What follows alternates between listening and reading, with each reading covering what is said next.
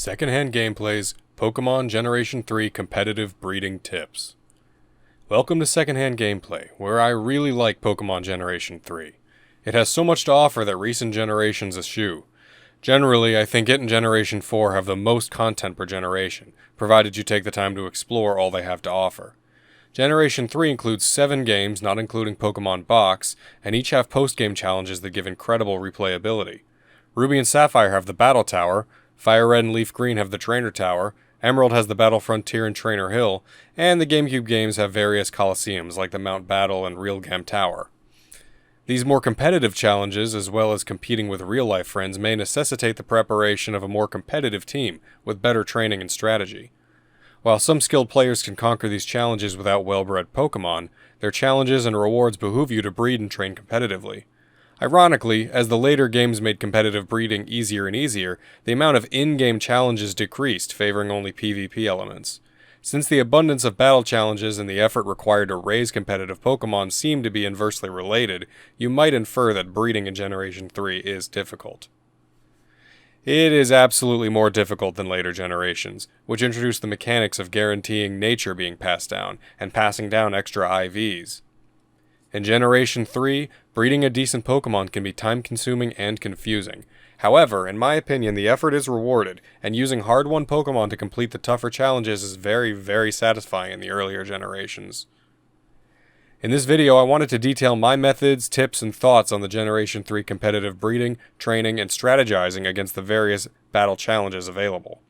I know a lot of this information might seem redundant to those who have watched other great Generation 3 breeding guide videos, and I'm certainly going to overlap with their information, but I also wanted to discuss options across all of the handheld Generation 3 games instead of just focusing on the preeminent game in Generation 3, Pokémon Emerald. I'll go over the general process from starting a save file on any Generation 3 game to the end goals of that game's battle facility and the breeding in between from my personal perspective. This guide will be for those who want to play more as the developers intended, without exploits, RNG manipulation, glitching, hacking, genning. It's much more immersive and rewarding that way in my opinion.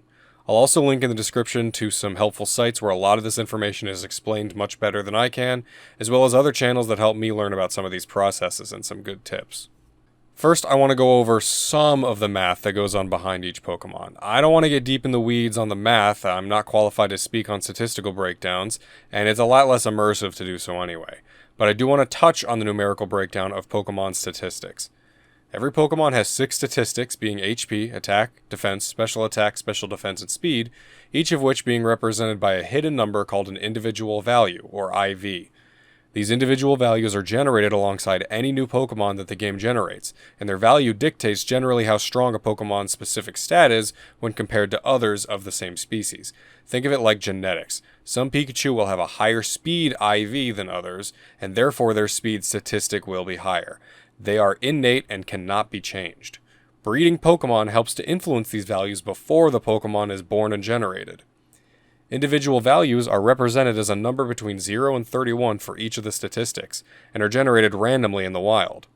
For the purposes of breeding good Pokémon, it's mostly just important to know that having the highest value of 31 is best, and having anything less than 31 is usually less than desirable. Note that some Pokémon cannot ever breed, such as legendaries, so they can't be bred for better IVs. The best method for getting a good legendary Pokémon is to save before the fight, catch it, check its IVs, and then resetting if it's not satisfactory. Note that this is less effective in Emerald due to how RNG works there. In addition to the genetics of a Pokémon being represented by IVs, all Pokémon can have another modifier to their 6 statistics in effort values. Think of effort values as their specialized training. These values are increased by defeating Pokémon. Every Pokémon, when defeated, grants a specific set of effort values to the Pokémon that defeated it. Having more effort values in any given statistic raises that statistic's value. A Pokémon can have a total of 510 total effort value points, though no single statistic can have more than 252 points before being considered maxed out. Every 4 effort value points grants an extra point to its statistic when the Pokémon is at max level, 100. If you max out a Pokémon's attack and speed effort values with 252 points each, you're left with 6. And since only every 4 points actually changes anything, only 4 of those remaining 6 matter, and 2 leftover points mean nothing. This might sound confusing, but unless you're making very informed and specialized divisions of these values between many different statistics, it becomes much simpler. Most of my Pokemon that I breed end up with 2 of their stats maxed out, and then 4 points on some other stat, like the example, and achieving this kind of division of effort values is simpler in execution. Something to note is that EVs are not always applied to a Pokemon immediately, but instead get applied during certain events like leveling up. If your Pokemon happens to be at level 100 and cannot level up anymore to apply its EVs, you can actually manually apply EVs by depositing the Pokemon in your PC box and withdrawing it. This is called the box trick. It's very useful if you have a Pokemon at or near your target level with unfinished EV training. One final modifier to each Pokemon's statistics is their nature, which is a descriptor of their personality that can boost and decrease specific statistics. Most natures will give an approximate 10% boost to one statistic and an approximate 10% decrease in another. While losing 10% in one statistic seems bad, getting 10% extra in your Pokemon's most important statistic while only losing in a less important statistic can be very beneficial. Like individual values, these are genetic, immutable, and very important to breeding the right Pokemon. Learning how IVs, nature, and EVs affect your Pokemon is important. Having better genetics and training can make your Pokemon perform much better than randomly caught Pokemon, even if less immersive as a gameplay function. With some mechanical lecturing out of the way, let's discuss the differences between the Generation 3 titles when it comes to breeding for IVs, training, EVs, and where you can apply your new Pokemon. The breakaway star of Generation 3, in my opinion, is Pokemon Emerald. Having Pokemon Emerald is nearly a must-have for those serious about breeding good Pokemon. But since it is rarer to find a physical copy of the game than the other titles, I'll be mentioning the others as well. However, if you like the effort of breeding and reaping the rewards for your efforts, seriously consider investing in Emerald. Only in Emerald are you able to influence the nature of the Pokemon you're breeding for starters. Additionally, in Emerald alone, you can have a Pokemon with the ability Flame Body or Magma Armor in your party to double the hatching speed of eggs. Furthermore, only Emerald has the Battle Frontier, the biggest of the challenges in-game, with 7 facilities where you can compete for higher win streaks and earn medals. Emerald also has a little-known 8th facility outside the Frontier, the Trainer Hill, where you can also apply your best teams. The Battle Frontier has many special features, such as move tutors who can teach certain moves, Pokemon that can't be caught in Ruby and Sapphire, and the series' first stat judge, a man who can give you information about your Pokemon's individual values. This judge makes checking out your Pokemon's hidden values so much more convenient, and it's a huge time saver. There are other minor time saves that Emerald has over the others, which will become more evident when explaining how to breed in the other titles. The other games just don't have all the conveniences of Emerald. However, if you don't have Emerald and you can't afford a copy, you can still breed good Pokemon and still have fun with them in the postgame. It just takes a lot longer. Pokemon Ruby and Sapphire both have one battle facility called the Battle Tower, where you can still try and get long-running win streaks against harder and harder opponents while earning prizes. In Fire Red and Leaf Green, there's the Trainer Tower. Rather than facing randomized enemies one after another, the Trainer Tower is a speedrunning challenge. You try and defeat different challenges as quickly as possible. You can compete against your own best times or against those who post their times online. All their replay value can increase further if you try self-imposed challenges, like trying to get the highest win streak you can with a base stat total of 1200 for your team, or only using a single type for your team. I want to mention the GameCube titles as well. Pokemon Colosseum and XD Gale of Darkness have no breeding, but they can still be useful if you have them in addition to a GBA title and a link cable. There are many Pokemon in these games that are hard to obtain or impossible to obtain depending on the title you're playing, and many come with special moves they can only learn there. The downside is that any Pokemon caught in XD cannot have its IVs influenced since they're all generated randomly. Their battle facilities are also less fun in my opinion since they're not level capped, and can easily be overcome with patience and high-leveled Pokemon of any genetic variety. Still, getting legendary Pokemon even without influenced IVs, as well as hard to obtain Pokemon to use as parents in breeding, can be very useful for the other games. The much rarer and more expensive GameCube title is Pokemon Box, Ruby, and Sapphire. This is a storage application on GameCube that allows you to store 2,500 Pokemon to save space in your GBA title's boxes. You're also awarded special Pokemon with special moves they can't normally learn when you deposit certain amounts of Pokemon in the box. I wanted to mention this for the few of you that own a copy, as you can deposit your breeding rejects or breedjects in the box to get these reward Pokemon much more easily. By putting breedjects in my copy, I was able to get the final reward, a Pichu that knows Surf. No matter what title among the GBA games you're playing on in Generation 3, you'll need to beat the main story before you can access the post-games, which is where these challenges first present themselves. I would recommend that, along your normal playthrough, you catch Pokemon you'd like to use for breeding and battling later to save some time. Consider catching a few of each of those Pokemon along the way to try and get some with good genetics. Don't worry about what Pokemon are more competitively viable, as I would defer to the Generation 2 adage of battling with your favorites over the most viable. Ruby and Sapphire's Battle Tower and Emerald's Frontier become available to sail to after beating the Elite Four, and in Fire Red and Leaf Green you can only sail to Seven Island, where the Trainer Tower is, after the Elite Four, and working on Bill and Celio's side quest given on Cinnabar Island. I'll begin by using Emerald as the main example, and then go into examples in the other titles to show where they'll need adjustments. Let's say I'm trying to breed a Zigzagoon with 3 perfect IVs. Generally, I consider having 3 perfect IVs to be the benchmark for a Pokemon with good genetics in Gen 3, as you can only ever pass on 3 IVs from the parents here. Note that one downside to Emerald is that occasionally you'll pass down less than 3 IVs, however I still consider Emerald the better game to breed in. Achieving 4 or more perfect IVs is attainable with time, but is completely random rather than being influenced like the first 3 IVs. I also want it to have a good nature to suit its natural speed and decent physical attack, so I'm aiming to have a Jolly or Adamant Zigzagoon. I also want it to know the special move Trick, which requires a special breeding technique to obtain. Trick on Zigzagoon is what is called an egg move, a move it can only learn by its parents knowing the move and passing it down. Egg moves can only be passed by a male parent, so I need to make sure all the males in my breeding sessions have the move Trick so it can keep getting passed down. In Emerald, and Ruby and Sapphire, there's a Pokemon daycare on Route 117 where, if you have at least 2 compatible Pokemon of opposite genders, or one with a Ditto, you can obtain an egg. Eggs are generated after a random number of steps. You can tell when an egg's ready by looking at the daycare man outside. When he changes his position from behind the fence to in front of it, an egg has been generated. In Emerald, the Pokemon inside the egg is actually already generated at this point. If you save before accepting the egg, then hatch it, then reset, it'll still be the same Pokemon after resetting. 2 Pokemon are compatible if they're within the same egg group. These groupings can be found easily on Bulbapedia.com. One must be male and one must be female. The exception to this rule is that Ditto can breed with any normal egg group and any gender. Some Pokemon like legendaries and baby Pokemon will never breed even with Ditto. The exact randomness varies between each title, but generally speaking, a child will inherit up to 3 IVs randomly from among the parents' 12 total IVs. The main takeaways are that in Emerald, there is about a 1 in 3 chance of the child only effectively inheriting 2 IVs from the parents, and that the HP and defense IVs in particular are slightly harder to pass down.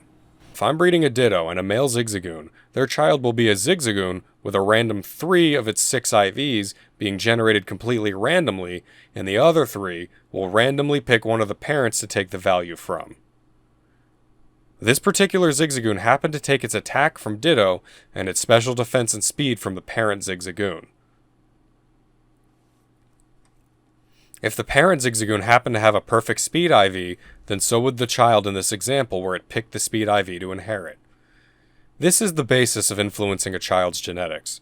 If you can get both parents to have multiple perfect IVs across their statistics, it increases the chances their child will inherit said values.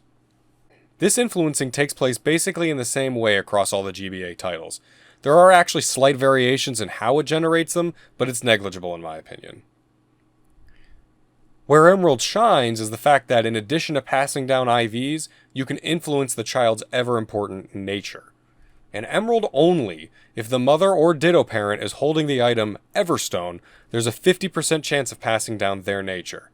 Without the Everstone, or in Ruby, Sapphire, Fire Red, and Leaf Green, the nature is completely randomly generated. Since there are 25 possible natures, if you only want one specific nature, that's a 1 in 25 chance that the child will get the nature you want. This makes breeding significantly harder in these titles. If you get a child with the IVs you desire, it is very likely it has a nature you're not satisfied with, and you'll have to keep breeding for a better nature. Luckily, most Pokemon are useful with a handful of natures rather than only a single nature, so it's closer to a 2 or 3 in 25 chance of getting a satisfactory nature. For example, if you wanted to breed a physical attacker like a Machamp, You'll probably be satisfied with either an adamant or a jolly nature, which prioritize attack and lowers the useless special attack. Other natures like impish or careful also lower special attack and boost one of its defenses, and could be considered workable as well. Before actually breeding, we need to pick parents, preferably ones with at least one perfect IV to pass down. When breeding using two different species of Pokemon that are within the same egg group, it's important to remember that the child will be the same species as the mother. If I breed a male Zigzagoon and a female Smeargle, both being in the field egg group, the child will always be a Smeargle. Instead, if I reverse it with a female Zigzagoon and a male Smeargle, the child will be a Zigzagoon. Since only females and Ditto can pass down nature, we need a female Zigzagoon or a Ditto with the desired nature to start. The best way to begin breeding in Emerald is to use Dittos caught in the desert underpass under the Fossil Maniac's house. Before we catch some Dittos, we can do a little prep work to make it easier. For starters, in Emerald only, if your lead Pokemon has the ability Synchronize, it has a 50% chance of forcing wild encounters to have that same nature. By having a Pokemon with Synchronize and a Jolly nature in the lead, we can make it much more likely to have the Dittos we catch be Jolly, which can be our parents to pass down nature. Two easy Pokemon to catch with Synchronize as a possible ability are Abra and Ralts. It may take some time to get a Jolly Abra or Ralts, but it will save time later, especially if you also catch Abra and Ralts with other desirable natures for later breeding.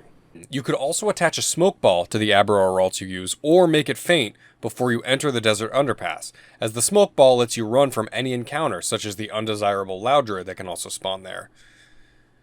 Note also that if you have access to Pokemon Fire Red or Leaf Green in addition to Emerald, another Game Boy, and a link cable, you can purchase Abra at the Game Corner, as well as Smoke Balls. It's much easier to save, buy a few Abra, check to see if any of them have Synchronized and a desired nature, and then trade it holding the purchased Smoke Ball over to Emerald, and you can use that to fish for Dittos. Instead of a Smoke Ball, if you don't want to buy or find one, you can have your Synchronized Pokemon in the lead spot but fainted, which will still affect the wild Pokemon, while a stronger Pokemon is in your second slot to fight or run if needed. One more thing we can do before we catch a ton of Dittos is to bring along something like a Magikarp or something with a good catch rate. When you encounter a Ditto, its first move will be to transform into whatever Pokemon you have out. If you switch from your Abra or Ralts to a Magikarp, the Ditto becomes a Magikarp. This is useful, as it likely will only know the useless move Splash, and even more useful, it actually copies Magikarp's catch rate, which is much better than Ditto's base catch rate. After switching to Magikarp and having Ditto change into it, change it to something that can weaken it, like a Pokemon with False Swipe, and then catch it. You'll want to catch as many Ditto as possible. At least a box full. The reason we're catching a ton of Ditto is that we're hoping to catch one that is randomly generated with a perfect IV in one of its stats. If you catch a box or two of Ditto, you're likely to find a few that have perfect IVs that they can pass down to any Pokemon. And if you're using Synchronize, you can get some of them to also pass down a good nature. Once you have a bunch of Ditto, you can check to see which ones have a perfect IV by either using an online IV calculator, like on Serebii.net, or by bringing them to the judge I talked about earlier. The way the judge works is that when you talk to him, you select a Pokemon in your party, and he gives a few lines of dialogue that help indicate individual values. His first statement is a general expression of the overall sum of your Pokemon's IVs, and the more enthused he sounds, the better overall IVs you have. His second statement is usually more important, as he'll then state your Pokemon's highest IV and describe it. If he states the statistic is flawless, then this IV is a perfect 31 out of 31, and definitely worth passing down. Unfortunately, if a selected Pokemon has more than one perfect IV, he picks one at random from the tie to describe. So if my Ditto has a perfect IV in attack and speed, he randomly picks between the two to make a comment on. To confirm if a Pokemon has more than one perfect IV, you have to speak to him multiple times. And if after 5 or 6 times he refuses to state anything other than attack is flawless, you can be pretty sure only attack is flawless. I'll generally ask more times based on how good of an indicator he gives at the beginning. If he says the Pokemon is either impressive or wonderfully outstanding, the Pokemon has a good overall sum of IVs across its stats, and is more likely to have multiple perfect IVs. As annoying as he is very useful, and his omission from Ruby, Sapphire, Fire Red, and Leaf Green is a real shame. Now, I have several Dittos, some jolly and some with varying perfect IVs as shown by the judge. I'll now take a Zigzagoon and a Ditto with a perfect attack IV and place them at the daycare. I'll then empty my party except for a Pokemon with the ability Flame Body or Magma Armor, such as Slugma or Magmar. And this Pokemon will have hatching time by warming the eggs. I can then bike back and forth on this long straight path stretching between Verdanturf and Route 118 until I have 5 eggs and they hatch. Note that in Ruby and Sapphire, this same route has a slightly different layout, making it shorter and more annoying. In Ruby and Sapphire only, you can also bike against a sandhill continuously to hatch eggs, while Emerald's Pokénav calls prevent this method. I should now have 5 Zigzagoon, of which some could have hopefully inherited the perfect attack IV from the Ditto parent. We can check by asking the judge. One way to save a little time is to use the team builder on Showdown to see what a Pokemon like Zigzagoon looks like with perfect IVs at level 5. If I can tell that its speed stat is lower than the perfect IV speed stat in Showdown at level 5, I won't even bother bringing him to the judge if I really want that speed IV. However, just because his speed matches what's on Showdown doesn't mean it is perfect, it just means it's possibly perfect and worth checking at the judge. We'll repeat this process until we can replace one of the parents with a better version, namely the parent Zigzagoon. Since the mother has no perfect IVs, we hatch until we can get a Zigzagoon of any gender with the perfect attack IV. Once we get this replacement, we can put it in the daycare as the new non-Ditto parent, since Ditto can breed with any gender. Since the child inherited the attack IV from the Ditto, we can also replace the Ditto with something else, like a different Ditto with a different perfect IV we want passed down, like speed. Now we have a Zigzagoon with perfect attack and a new Ditto with perfect speed at the daycare, and we can hope to hatch a child with both perfect attack and perfect speed. This kind of method can be repeated until the resulting child has 3 perfect IVs. Of course, this tactic alone does not account for passing down nature. If one of the parents is a Ditto, only the Ditto can pass down its nature by holding the Everstone. If the parents are non-Ditto, then the female is the only one who can pass down the nature. In this example, we want to try and end the breeding chain with a Ditto that's jolly so we can try and pass that down too. For example, when we have the Zigzagoon with perfect attack and speed, we can match it with a jolly Ditto and another perfect IV like special defense. The resulting child has a chance to inherit the nature from Ditto, as well as possibly inherit the 3 perfect IVs from among both its parents. If you happen to have a male non-Ditto parent that has multiple perfect IVs you want to pass down, you can use that in place of the Ditto as long as the mother has the right nature to pass down, since the male can't pass nature. An example would be if you had a male Smeargle with perfect special defense and speed, alongside a female Zigzagoon who was jolly and had perfect attack and speed. This actually improves the chances of a good child over the last pair, since there are 4 perfect IVs among the parents that could pass down instead of just 3. You could always use a jolly Ditto to pass nature first, and then get a female Zigzagoon with jolly, and then stop using Dittos if you have a better parent afterwards. This becomes more applicable after you've bred a few Pokemon with good IVs to use as parents themselves later. Using these methods in Emerald, we can eventually get a child with a decent nature and 3 perfect IVs confirmed by selecting them at the judge a few times. Now we also wanted to pass down an egg move, that special move that can only be passed by a male parent. There are a couple of ways to go about this, but I would complete the IV portion first until I end up with a jolly Zigzagoon with 3 perfect IVs, but I would hold out for a female specifically. If you get a jolly male with 3 IVs first, you can use it as a parent to increase the chance of passing good IVs until you get a female version. Once you have the female version with jolly nature and 3 IVs, you'll need a father within the same egg group with the move you want passed down, in this case, Trick. We can tell from Bulbapedia.com that for Zigzagoon to inherit the egg move Trick, it must come from a parent Spinda who knows it. So if we put our good female Zigzagoon in the daycare with the Spinda that knows Trick, the children should know Trick. Of course, this Spinda is not likely to have good IVs to pass down, so the chances this child has the 3 IVs from the mother are low. You can replace the Spinda with male Zigzagoons you breed that now know Trick and happen to have a perfect IV or 2 to increase your chances again. For example, we hatch a male Zigzagoon that knows Trick and at least got perfect speed. We can then take Spinda out and put in this new male Zigzagoon as the father, and there will be 4 desirable and heritable IVs instead of 3 with the Spinda, and Trick still gets passed down. This would be repeated until you get another Zigzagoon with those 3 desirable IVs and Trick. One problem though is that Spinda does not actually learn Trick naturally. Trick is actually an egg move for Spinda as well, making this an example of chain breeding for an egg move. This means we'd first have to go to Spinda's move page on Bulbapedia and see what parent can pass Trick to Spinda, get a female Spinda and a male parent with Trick, and breed until we get a male Spinda with Trick like earlier.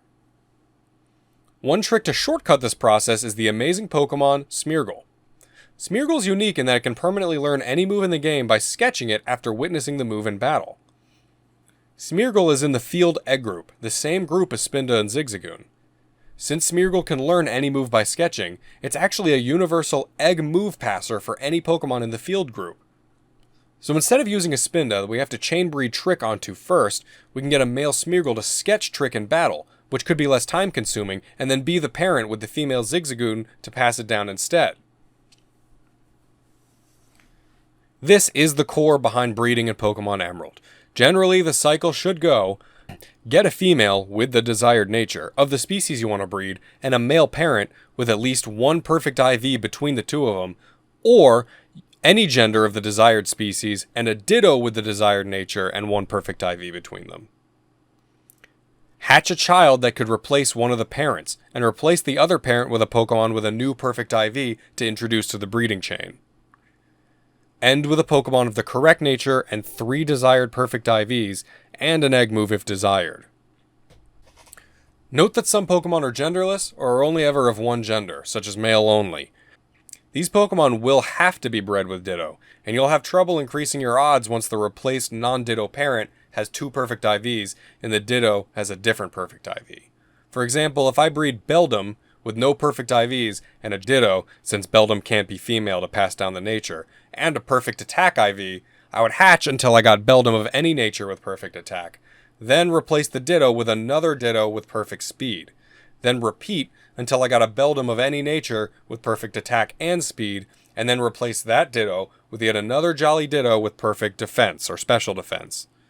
The last replacement I could feasibly make is if I got a resulting Beldum with those perfect IVs but the wrong nature. Then I could use the session's final pairing of Beldum with the wrong nature but all 3 perfect IVs, and then the Jolly Ditto with perfect defense or special defense until I got the Beldum with those 3 perfect IVs and the right nature. The result of the Zigzagoon experience is a Zigzagoon with perfect attack, special defense, and speed, Jolly nature, and the egg move Trick. In Ruby, Sapphire, Fire Red, and Leaf Green, this is much harder. Ruby and Sapphire cannot get Ditto at all without trading, and as such cannot breed genderless Pokemon or male-only Pokemon at all. If you play Ruby or Sapphire and want a good Beldum, you have to save before getting the single gift Beldum from Steven and reset until you're happy with its stats and nature. In the Kanto games at least, you can catch unlimited Dittos and try to get some with perfect IVs, but the synchronized trick doesn't work here, so getting Dittos with good IVs and a desired nature will be tedious. Ruby and Sapphire players would have to instead catch a bunch of Zigzagoon and hope they got some with perfect IVs instead of a Ditto, and would not be able to reuse the male Zigzagoon as parents if later breeding a Pokemon outside the Field Egg group. Since none of these other titles can pass nature at all, you can replace any parent with a more perfect hatchling indiscriminately, at the cost of waiting for your end parents to pop out an offspring with a good nature at random. Still, Ruby and Sapphire players have the complete possibility of breeding and training a great Alakazam, Skarmory, and Lovedisk, and Fire Red and Leaf Green players can still breed a great Venusaur, Dragonite, and Tyranitar with enough patience. Now that we have a perfect little Zigzagoon, we need to train it properly in order to strategically assign it effort values. In Emerald, most of the battle facilities require entrant Pokemon to be level 50 or above, so we also need to level it up in addition to training for effort values. If you have access to the Kanto games, leveling goes a little faster when fighting the Elite Four due to their levels going up in rematches. You can also get a Lucky Egg randomly from Chanseys in Kanto, which boosts experience gain as well. Mankey video on the best way to go about this acquisition is worth checking out. If you don't have a Kanto game but have Gale of Darkness, you can also get a Lucky Egg in Agate Village during a side quest.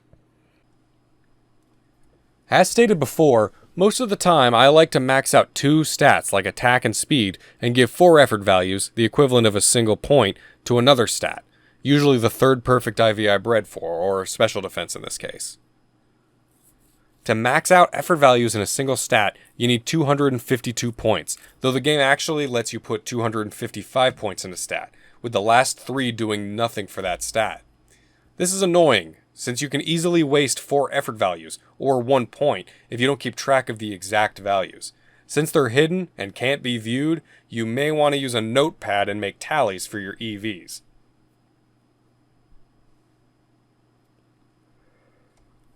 To raise your Pokemon's EVs, you can either feed it vitamins like protein or have it knock out specific Pokemon. There are 6 vitamins, each one corresponding to a specific stat's effort values. Each one gives 10 points in that statistic, but the amount you can receive from vitamins caps out at 100 total points per statistic. Vitamins aren't necessary, but can save time on the knocking out part later.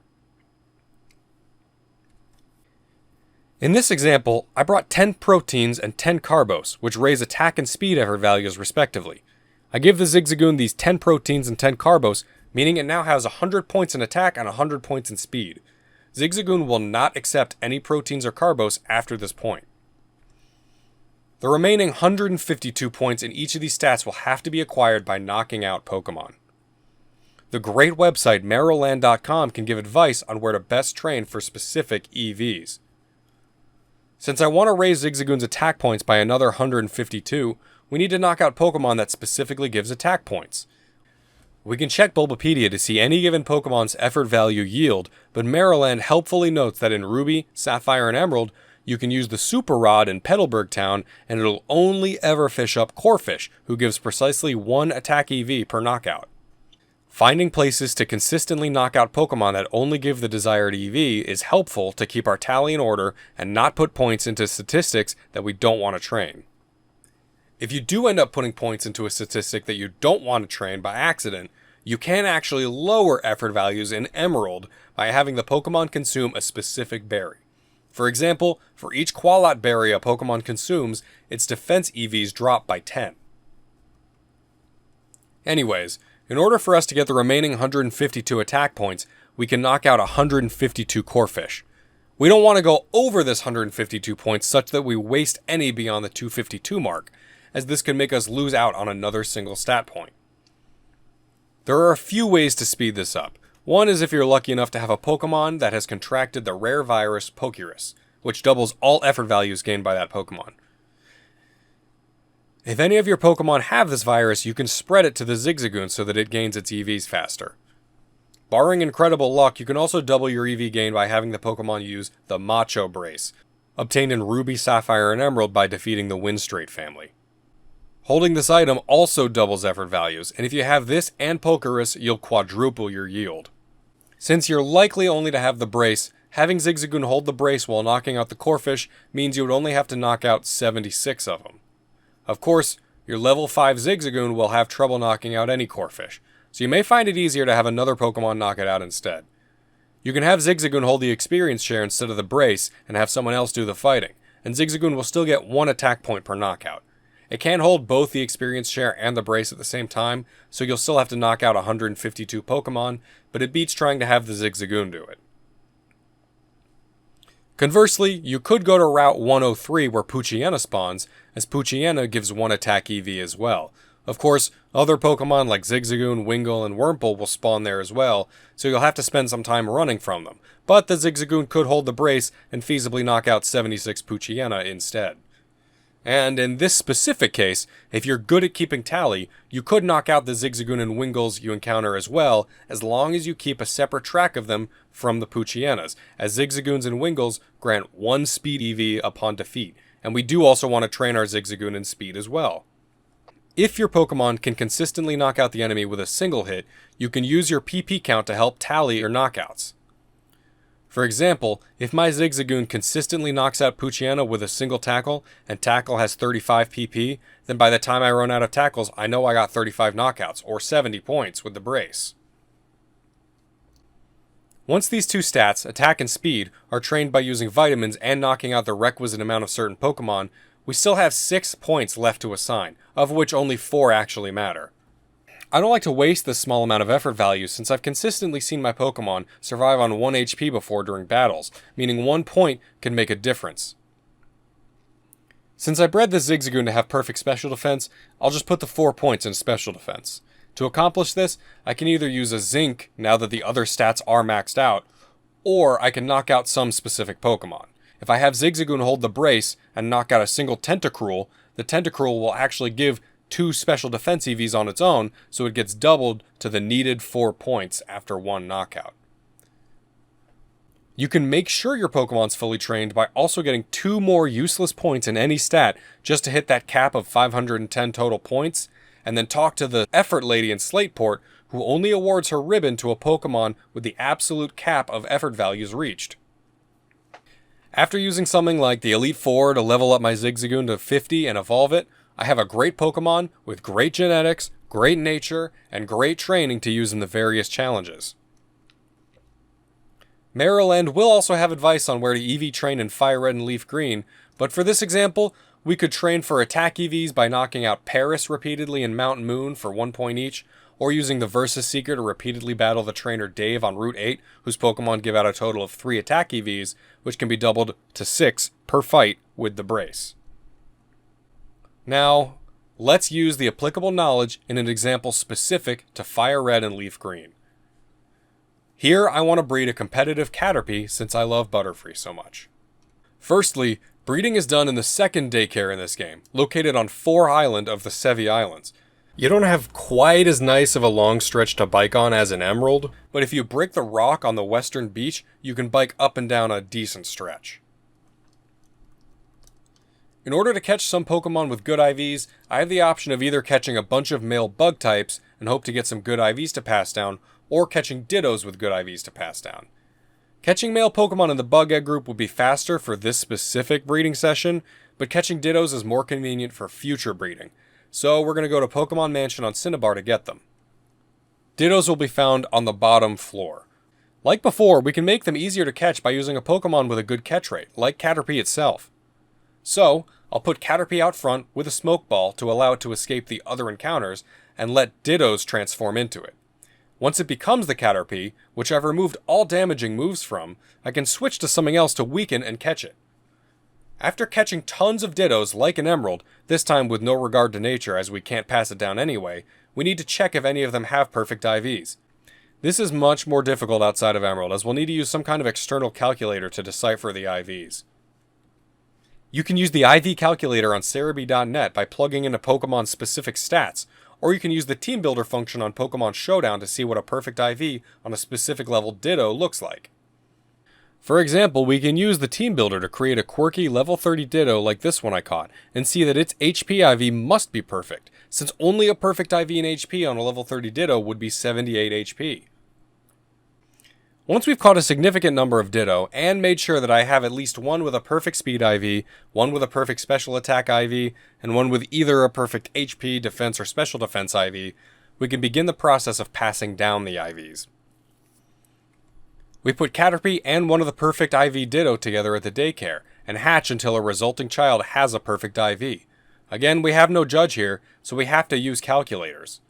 Unfortunately, at level 5, it becomes very difficult to tell IVs apart even with a calculator, as the different IVs only start to make a real difference in statistic at later levels. Having rare candies to level up a Pokemon without it getting any effort values can help you determine its IVs. The calculator on Serebii.net can help you narrow down IVs by plugging in your Pokemon stats at each level, noting any effort values you gained if you don't have rare candies. Eventually, at a certain level, you'll be able to use the calculator to tell if your Pokemon has a perfect IV, but of course, this is incredibly laborious when compared to Emerald's Judge. I recommend saving before checking anything by using rare candies, and then once you determine its IVs, reset to save your candies. Eventually, the process becomes similar to the process of Emerald.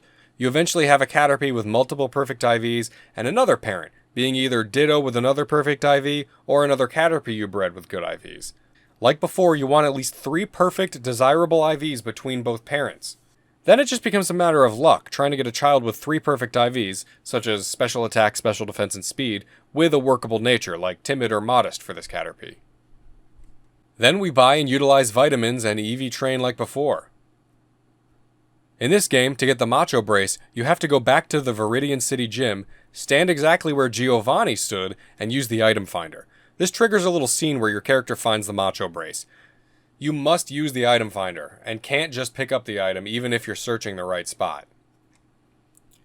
After giving Caterpie 10 calcium and 10 carbos to bring its special attack and speed up to 100 points each, we can knock out Ghastly for 1 special attack EV and Haunter for 2 special attack EVs in Lavender Town, running from any Cubones we encounter. This'll double while holding the brace, but Caterpie's too weak to KO them alone, so with experience share we'll just get 1 and 2 points respectively.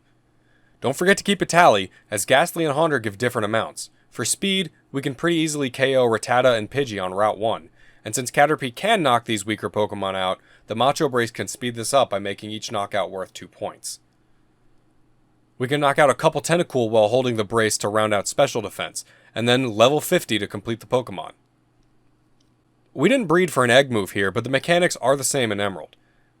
Since the battle facility in the Kanto games, the Trainer Tower, actually does scale to your team's highest leveled Pokemon, you don't have to hit the level 50 benchmark that the Hoenn games need to. But it may make it easier to use at least level 50, as some Pokemon like Dragonite need to break level 50 to evolve, and many moves are learned at higher levels too. Funny enough, one of the fastest ways to beat this challenge is to use a level 3 team, since it forces your opponents to all be level 3, and then use the traded Electrode Esfere from Cinnabar Island to Sonic Boom most of the enemies in one hit. I learned about it by watching the very talented speedrunner Worster do a speedrun of the tower, and it was very cool to watch. Still, I think it could be very satisfying to do a level 50 run through and see how fast you can do it with regular teams, and see if anyone online can compare with the times for your specific level brackets or team makeups. Emerald players can do a similar challenge at the Trainer Hill, which is also a time-based challenge.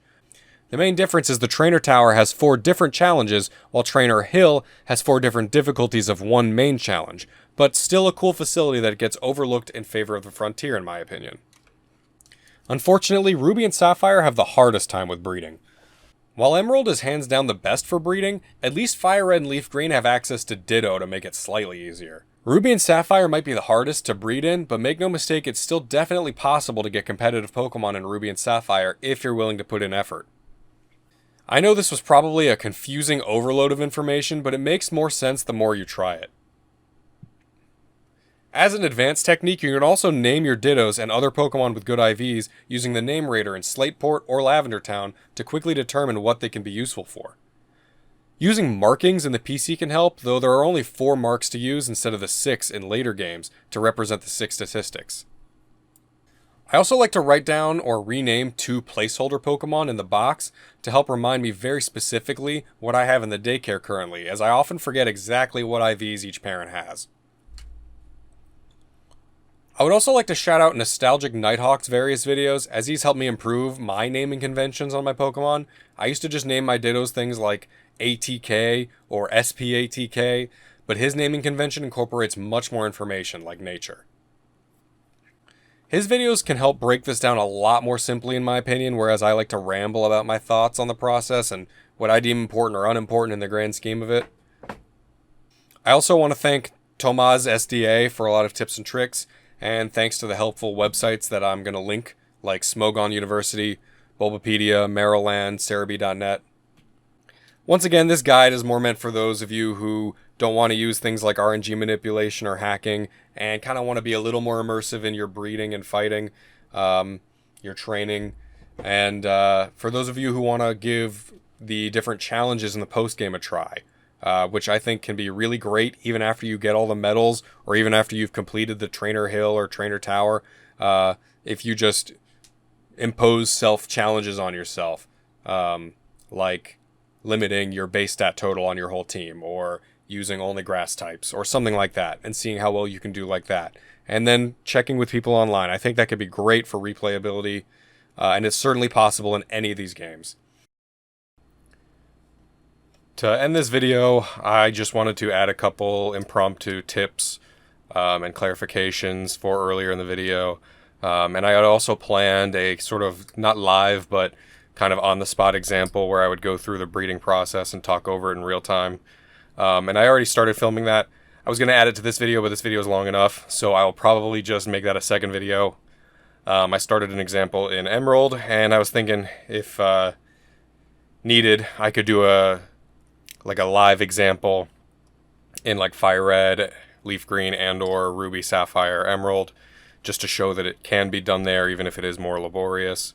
But first, I'll go over some of the tips in this video that I wanted to kind of dig into a little bit. Earlier, we caught a Smeargle as a egg move breeding father, since only the male parent can pass down egg moves. And I kind of showed video real quick of it, but I wanted to reiterate what I did. I brought in my Alakazam, that new trick. It naturally learns trick. And I found a male Smeargle in the Battle Frontiers Artisan Cave where Smeargle is. And I found a male one. And I used trick, and it sketched it. Now, Alakazam moved first because it's fast and high level. And so the Smeargle moved second and immediately sketched it. But if your Pokemon is slower than Smeargle, you can't do the exact same thing. You'll end up going after the Smeargle. The Smeargle will sketch before anything's happened, and then it'll run out of PP for sketch and just struggle, and it won't know what it won't learn the move. So what you can do instead is, if your Pokemon is slower than Smeargle, is to go ahead and just catch a male Smeargle. Don't have it learn anything, and bring it to a Pokemon Center to heal it. Get it its PP back for sketch. And you can go to a double battle, of which there are many rematchable double battles in Emerald. And I took some footage of just going to some near the daycare. You'll want to save first, and you'll want to throw out the Smeargle, as well as you'll want to throw out your slow Pokemon as well as a Pokemon that isn't Smeargle first, and then you'll want to swap out your Pokemon that isn't your slow Pokemon for Smeargle, and in that same turn, your slow Pokemon will use its move. Now, the reason you save is because if your Pokemon is slow and weak, the double battle participants might kill it, or they might kill the incoming Smeargle. So you might have to retry this a couple times. But if you have your slow Pokemon use its move on the first turn while swapping into the Smeargle in the other slot, the next turn your Smeargle will be able to sketch that same move off of your own teammate. So that is a way you can do it with slower Pokemon, but again, it could take some trial and error. Another tip I wanted to go into is the way I was kind of hatching was I was just taking 5 eggs at a time, just in general when hatching, and then hatching all of them, running back and forth left and right until all 5 were hatched, and then kind of weeding out a couple based on if I see their stats are high enough to possibly be perfect IVs, and then bringing them to the judge. Another thing you could do to technically save a little time is check each one as they hatch, and if you see right after it hatches that it doesn't meet your criteria based on what it should look like for perfect IVs, like in the team builder or calculator, you can immediately deposit it and then go grab another egg, and then it takes a little longer to get a full party, but if you keep doing that, you kind of filter out as you go, and then you end up with a full party of Pokemon who you would want to check, as opposed to me bringing only like 2 or 3 Pokemon out of the 5 to check. Saves you a little time in flying, and also if your Pokemon in the daycare don't like each other very much, which is kind of dependent on their species and their trainer ID, so it's not really controllable all that often. But if they don't like each other very much, they don't produce eggs as quickly on average, and doing this can also take the eggs. It gives you the opportunity to pull eggs out more frequently, whereas if I just grab my 5 eggs and then I'm just hatching all 5, that entire time at the end where I have all 5 and I'm hatching, the daycare man will probably have 1 egg, but he doesn't like keep rolling for the 2nd, 3rd, 4th eggs. Whereas if I'm depositing immediately when one is bad and I replace it, there's a chance that I keep grabbing more eggs overall. It's kind of hard to explain, but it can technically save time, but it takes a lot more effort and paying a lot more attention, and a lot of times I'm breeding while I'm watching TV or something, and I don't care if I don't save a minute here and there. So I will usually just grab my 5 eggs, mindlessly run back and forth left and right, and then just take it from there when they're all 5 hatched. But you could save time by checking each one as they hatch and dealing with it. And then the final tip I wanted to go over, and I will probably add more in a follow-up video or in a pinned comment because I know there are plenty of other things and clarifications I could make. I kind of went over my thoughts on this whole process, but a couple other things. In Emerald only, there are some Pokemon abilities that can affect your, not just your breeding, like with Flame Body Magma Armor having your egg hatching, but also with EV training.